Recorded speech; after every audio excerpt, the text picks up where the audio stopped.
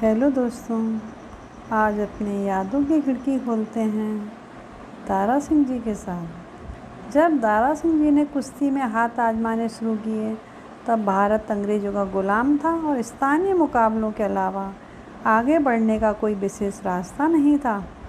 छोटे मोटे मुकाबलों में पहलवानों को धूल चटाते हुए दारा सिंह आगे बढ़ने के लिए रास्ते की तलाश कर रहे थे।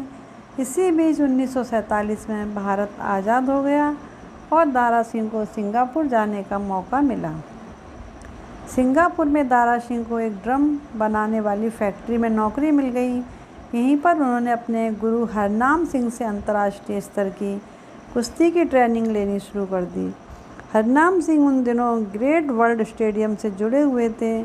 ग्रेट वर्ल्ड स्टेडियम सिंगापुर का एम्यूजमेंट पार्क था, जहां बहुत तरीक़ों से लोगों का मनोरंजन किया जाता था और पूरी दुनिया से लोग इस पार्क में मनोरंजन के लिए आते थे। दारा सिंह अपने शारीरिक सौष्ठव की वजह से लोगों के आकर्षण का केंद्र रहते थे। दारा सिंह जी की हाइट, उनकी लंबाई 6 फुट 2 इंच थी, वजन 127 किलो और छाती की चौड़ाई 130 सेंटीमीटर। इतना लंबा चौड़ा आदमी सहज ही सबको अपनी ओर आकर्षित कर लेता था। यहीं पर उनकी कुश्ती की अंतर्राष्ट्रीय दुनिया, जिसे प्रोफेशनल रेसलिंग कहते हैं, इसकी जानकारी मिली। उनके गुरु ने उनकी शारीरिक मजबूती देखते हुए प्रोफेशनल रेसलिंग में हाथ आजमाने की सलाह दी और दारा सिंह ने उनकी सलाह को मान भी लिया। दारा सिंह एक ऐसे पहलवान थे जिनके पास मजबूत शरीर के साथ ही एक सुंदर चेहरा भी था। वह दौर था जब उनके ही राज्य पंजाब में आने वाले धर्मेंद्र बॉलीवुड पर छाए हुए थे। ऐसे में पंजाब से आने वाले युवा दारा सिंह भी हिंदी फिल्म जगत में अपना भाग्य आजमाने आए। 1952 में उनकी पहली फिल्म आई संग दिल। फिल्म ने ठीक ठाक काम किया, लेकिन दारा ने सबका ध्यान अपनी ओर आकर्षित किया।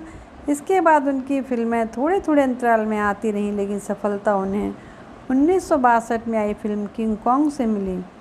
इस फिल्म ने बॉक्स ऑफिस पर तहलका मचा दिया। इसके बाद तो उनके पास फिल्मों की झड़ी लग गई।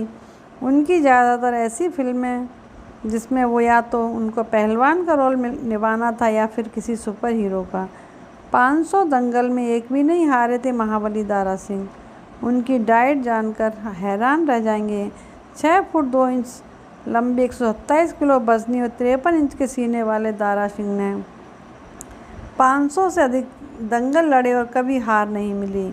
दारा सिंह के दौर में कोई भी ऐसा पहलवान नहीं था जिसे दारा सिंह ने हराया नहीं हो। दारा सिंह रंधावा का जन्म 19 नवंबर 1928 को पंजाब में अमृतसर के धर्मऊचक गांव में बलवंत कौर और सूरज सिंह रंधावा के घर हुआ। दारा सिंह ने 1950-1960 के दशक में तमाम राष्ट्रीय अंतर्राष्ट्रीय कुश्ती प्रतियोगिता में भाग लिया। 1947 में पहली बार मलेशियाई चैंपियन को मात दी।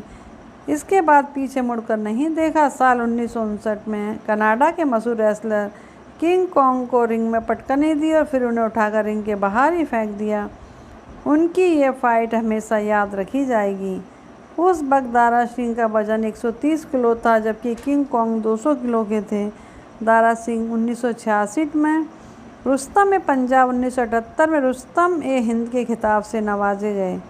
दारा सिंह की डाइट भी कम नहीं थी। हर दिन 1 पाव देसी घी, 4 लीटर दूध, 100 ग्राम बादाम, आधा किलो मीट और 8 से 10 रोटियां खाया करते थे। अपनी आत्मकथा में लिखते हैं कि वे खाने के साथ हर दिन नियमित 100 ग्राम सेब और आंवले का भी मुरब्बा खाया करते थे।